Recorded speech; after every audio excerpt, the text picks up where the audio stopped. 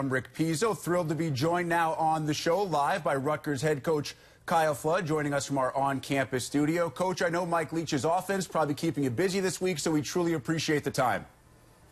I'd say it's a challenge every time you line up against Coach Leach, but I appreciate you guys having me on. Well, Coach, I know that coaches look forward to the start of the year as much as players do. You get to turn all that preparation into game week, but some stuff went into your week that made it extra stressful. What's this last week been like for you personally, Kyle? You know, I said to the team, when you have these kind of situations arise, your team can either be distracted or galvanized. And I felt like that the players we had in that locker room really galvanized, really came together, and I think that focus showed in our first game, and we're seeing it again in practice this week. So I'm really proud of the way those young men in the locker room have responded.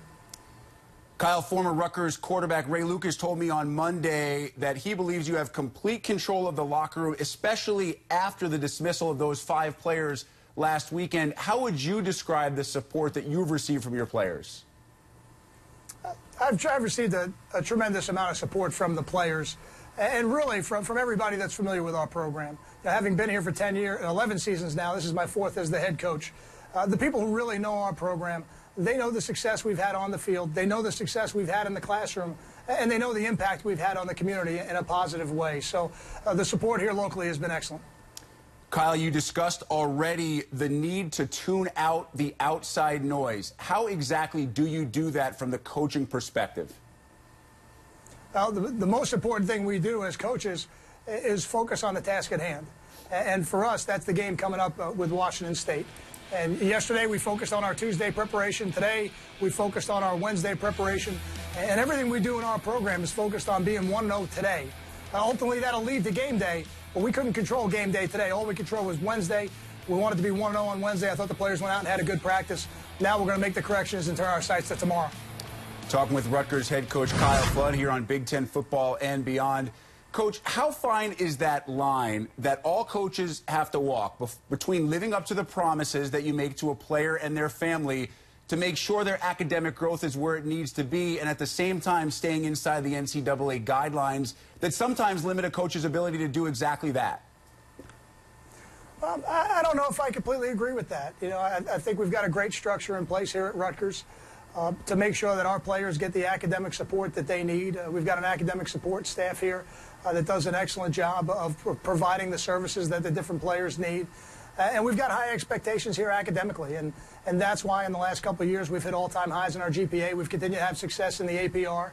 And time management, the ability to compartmentalize. You know, when we're on the football field, we need all of our focus on the football field, all of our focus on practice, whatever day that is. And when we're in the study halls, we need the same thing. When we're in the classroom, we need the same thing. So we've done it with a lot of success here at Rutgers, so I think we've got a good system in place to do it.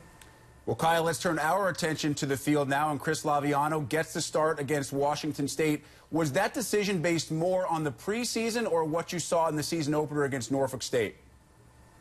I had a larger body of work to decide from than I ever expected. Yeah, I really expected 7 to 10 days into training camp to ultimately make the decision. I thought somebody would separate, but to the credit of both Chris and Hayden, they both continued to play at a high level. You know, we had the BTN crew at our site for our second scrimmage. I know some of the comments that came out of there were very similar, and then, you know, and then ultimately we had an opportunity to watch both of them perform live in a game.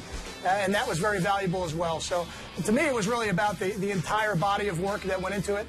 We felt Chris gave us the best opportunity, but we're very confident that we've got two quarterbacks in our program, and Chris and Hayden, who can win football games for us. I think they proved that last week.